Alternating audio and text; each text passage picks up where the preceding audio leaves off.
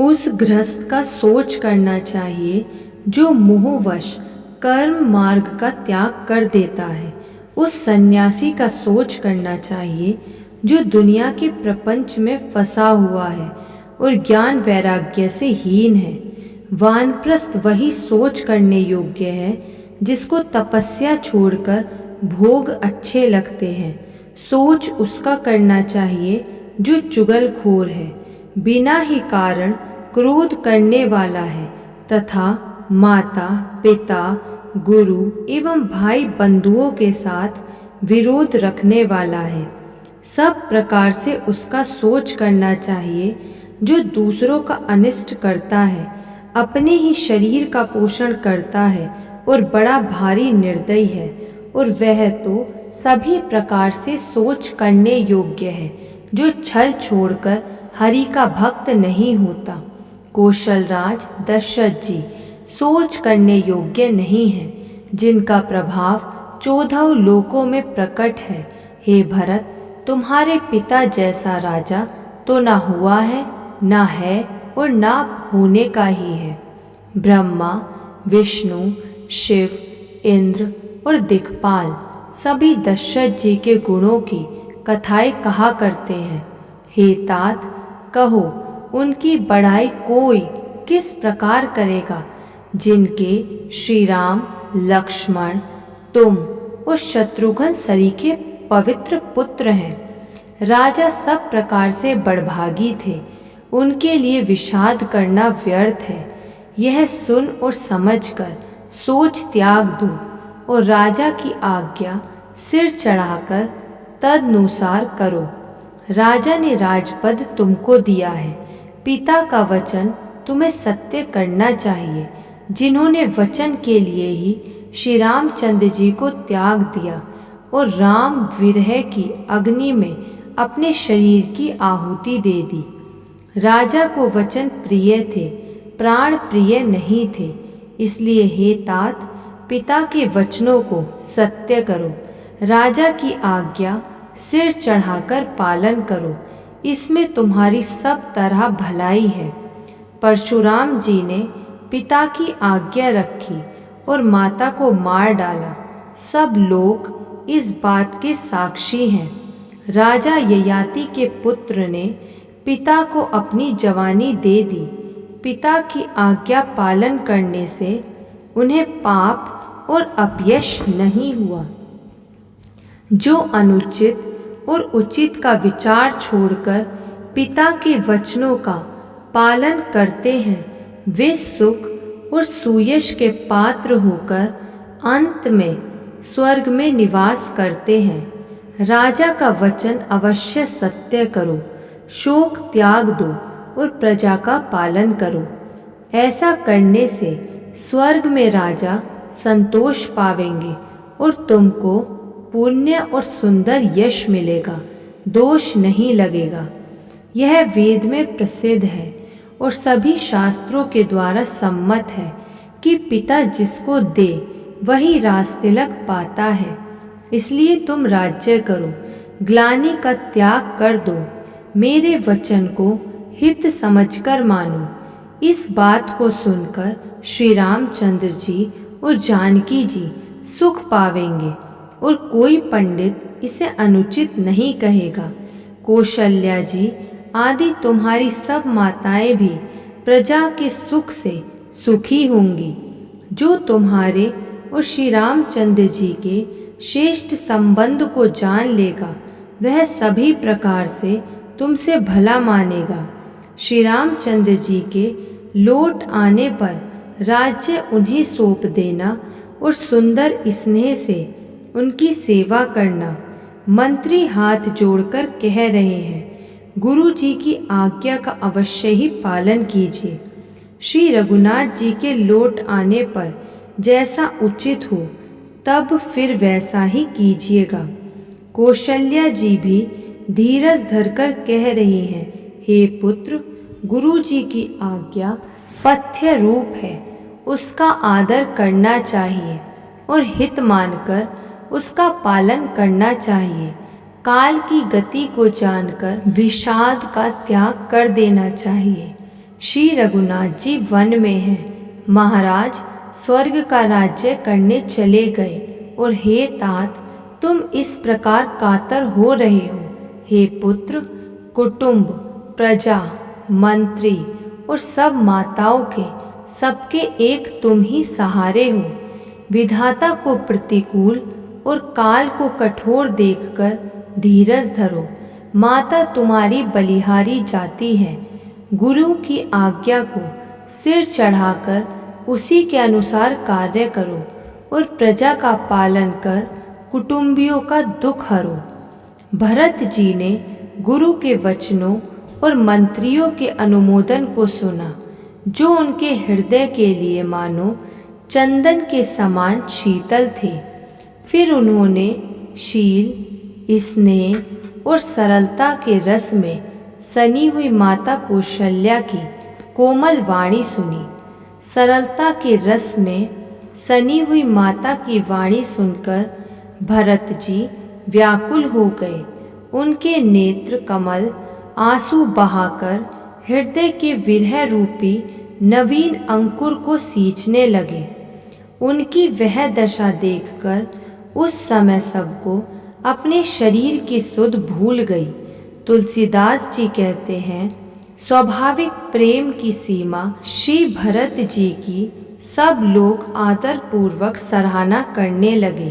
धैर्य की धुरी को धारण करने वाले भरत जी धीरज धरकर कमल के समान हाथों को जोड़कर वचनों को मानो अमृत में डुबाकर सबको उचित उत्तर देने लगे। गुरु जी ने मुझे सुंदर उपदेश दिया।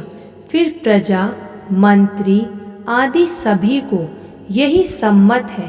माता ने भी उचित समझकर ही आज्ञा दी है और मैं भी अवश्य उसको सिर चढ़ाकर वैसा ही करना चाहता हूँ, क्योंकि गुरु, पिता, माता, स्वामी और मित्र की वाणी सुनकर प्रसन्न मन से उसे अच्छी समझकर करना चाहिए। उचित अनुचित का विचार करने से धर्म जाता है और सिर पर पाप का भार चढ़ता है। आप तो मुझे वही सरल शिक्षा दे रहे हैं जिसके आचरण करने में मेरा भला हो। यद्यपि मैं इस बात को भली भांति समझता हूँ, तथापि मेरे हृदय को संतोष नहीं होता।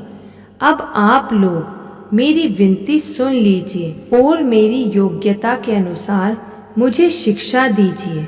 मैं उत्तर दे रहा हूँ, यह अपराध क्षमा कीजिए। साधु पुरुष दुखी मनुष्य के दोष गुणों को नहीं गिनते। पिताजी स्वर्ग में हैं, श्री सीताराम जी वन में हैं और मुझे आप राज्य करने के लिए कह रहे हैं। इसमें आप मेरा कल्याण समझते हैं या अपना कोई बड़ा काम? मेरा कल्याण तो सीतापति श्री राम जी की चाकरी में है, सो उसे माता की कुटिलता ने छीन लिया। मैंने अपने मन में अनुमान करके देख लिया है कि दूसरे किसी उपाय से मेरा कल्याण नहीं है।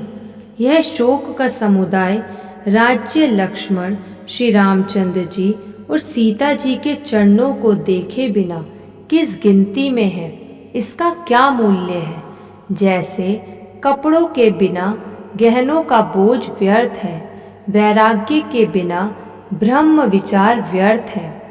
रोगी शरीर के लिए नाना प्रकार के भोग व्यर्थ हैं। श्री हरि की भक्ति के बिना जप और योग व्यर्थ है। जीवन के बिना सुंदर देह व्यर्थ है।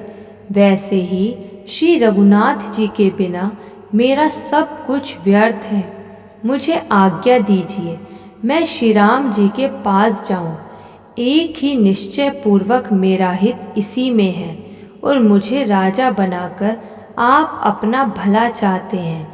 यह भी आप स्नेह की मोह के वश होकर ही कह रहे हैं। केकई के पुत्र कुटिल बुद्धि, राम विमुख और निर्लज, मुझसे अधम के राज्य से आप मोह के वश होकर ही सुख चाहते हैं। मैं सत्य कहता हूँ, आप सब सुनकर विश्वास करें। धर्मशील को ही राजा होना चाहिए। आप मुझे हट करके ज्यों ही राज्य देंगे त्यों ही पृथ्वी पाताल में धंस जाएगी। मेरे समान पापों का घर कौन होगा, जिसके कारण सीता जी और श्री राम जी का वनवास हुआ। राजा ने श्री राम जी को वन दिया और उनके बिछुड़ते ही स्वयं स्वर्ग को गमन किया, और मैं दुष्ट जो सारे अनर्थों का कारण हूँ, होश हवास में बैठा सब बातें सुन रहा हूँ। श्री रघुनाथ जी से रहित घर को देखकर और जगत का उपहास सहकर भी ये प्राण बने हुए हैं। इसका यही कारण है कि ये प्राण श्री राम रूपी पवित्र विषय रस में आसक्त नहीं हैं। ये लालची भूमि और भोगों के ही भूखे हैं। मैं अपने हृदय की कठोरता कहाँ तक कहूँ, जिसने वज्र का भी तिरस्कार करके बड़ाई पाई है। कारण से कार्य कठिन होता ही है, इसमें मेरा दोष नहीं। हड्डी से वज्र और पत्थर से लोहा भयानक और कठोर होता है। केकई से उत्पन्न देह में प्रेम करने वाले ये पामर प्राण पूरी तरह से अभागे हैं। जब प्रिय के वियोग में भी मुझे प्राण प्रिय लग रहे हैं, तब अभी आगे मैं और भी बहुत कुछ देखूं सुनूंगा। लक्ष्मण श्री राम जी और सीता जी को तो वन दिया, स्वर्ग भेजकर पति का कल्याण किया, स्वयं विधवापन और अपयश लिया, प्रजा को शोक और संताप दिया, और मुझे सुख, सुंदर यश और उत्तम राज्य दिया। केकई ने सभी का काम बना दिया। इससे अच्छा अब मेरे लिए और क्या होगा। उस पर भी आप लोग मुझे राजतिलक देने को कहते हैं। केकई के पेट से जगत में जन्म लेकर यह मेरे लिए कुछ भी अनुचित नहीं है। मेरी सब बात तो विधाता ने ही बना दी है, फिर उसमें प्रजा और पंच क्यों सहायता कर रहे हैं। जिसे कुग्रह लगे हों अथवा जो पिशाच ग्रस्त हो, फिर जो वायु रोग से पीड़ित हो और उसी को फिर बिच्छू डंक मार दे, उसको यदि मदिरा पिलाई जाए तो कहिए यह कैसा इलाज है। केकई के लड़के के लिए संसार में जो कुछ योग्य था, चतुर विधाता ने मुझे वही दिया, पर दशरथ जी का पुत्र और राम का छोटा भाई होने की बड़ाई मुझे विधाता ने व्यर्थ ही दी। आप सब लोग भी मुझे टीका कढ़ाने के लिए कह रहे हैं। राजा की आज्ञा सभी के लिए अच्छी है।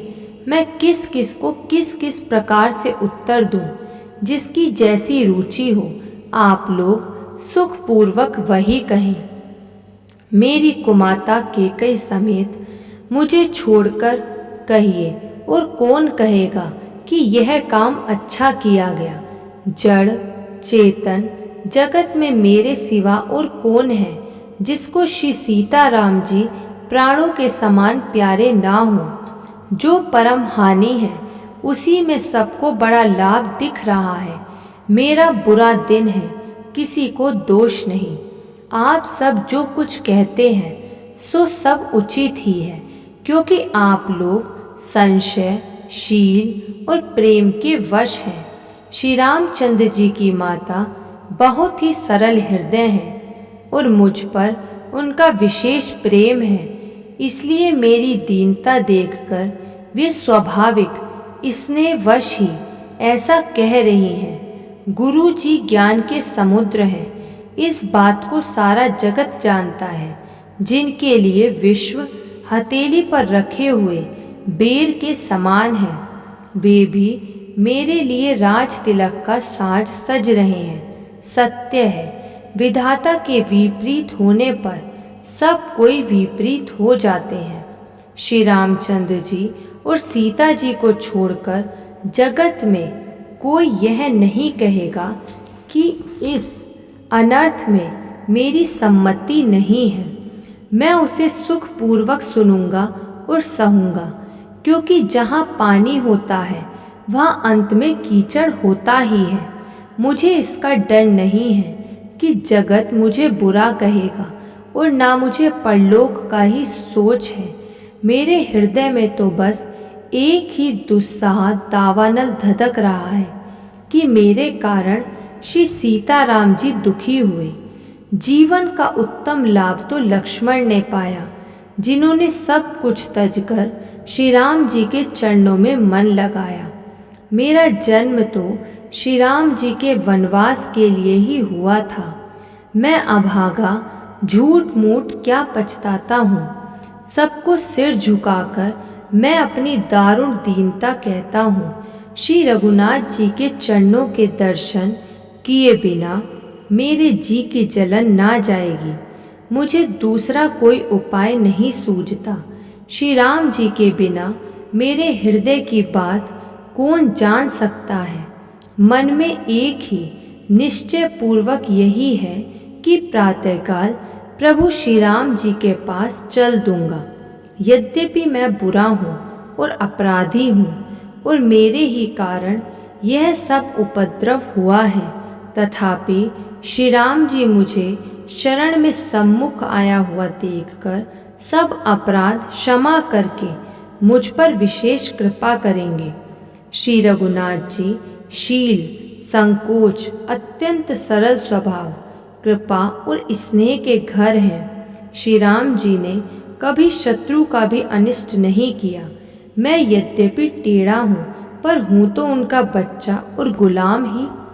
आप पंच सब लोग भी इसी में मेरा कल्याण मानकर सुंदर वाणी से आज्ञा और आशीर्वाद दीजिए, जिसमें मेरी विनती सुनकर और मुझे अपना दास जानकर श्री रामचंद्र जी राजधानी को लौट आवे।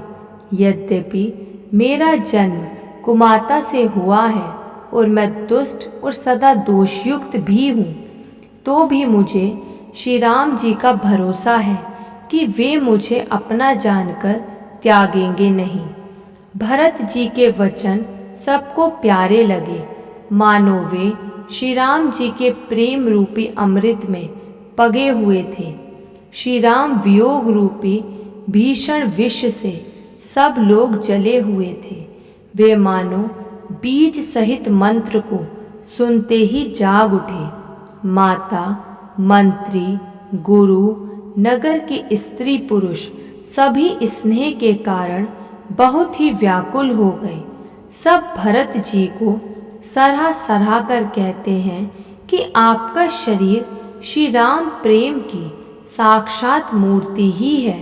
हे तात भरत, आप ऐसा क्यों ना कहें। श्री राम जी को आप प्राणों के समान प्यारे हैं। जो नीच अपनी मूर्खता से आपकी माता कैकेयी की कुटिलता को लेकर आप पर संदेह करेगा, वही दुष्ट करोड़ों पुरखों सहित 100 कल्पों तक नरक के घर में निवास करेगा। सांप के पाप और अवगुण को मणि नहीं ग्रहण करती, बल्कि वह विष को हर लेती है और दुख तथा दरिद्रता को भस्म कर देती है। हे भरत जी, वन को अवश्य चलिए जहाँ श्री राम जी हैं। आपने बहुत अच्छी सलाह विचारी। शोक समुद्र में डूबते हुए सब लोगों को आपने सहारा दे दिया। सबके मन में कम आनंद नहीं हुआ। मानो मेघों की गर्जना सुनकर चातक और मोर आनंदित हो रहे हैं। प्रातःकाल चलने का सुंदर निर्णय देखकर भरत जी सभी को प्राण प्रिय हो गए। मुनि वशिष्ठ जी की वंदना करके और भरत जी को सिर नवाकर सब लोग विदा लेकर अपने अपने घर को चले। जगत में भरत जी का जीवन धन्य है। इस प्रकार कहते हुए वे उनके शील और स्नेह की सराहना करते जाते हैं। आपस में कहते हैं, बड़ा काम हुआ। सभी चलने की तैयारी करने लगे। जिसको भी घर की रखवाली के लिए रहो ऐसा कहकर रखते हैं, वही समझता है मानो मेरी गर्दन मारी गई। कोई कोई कहते हैं, रहने के लिए किसी को भी मत कहो। जगत में जीवन का लाभ कौन नहीं चाहता। जय श्री राम।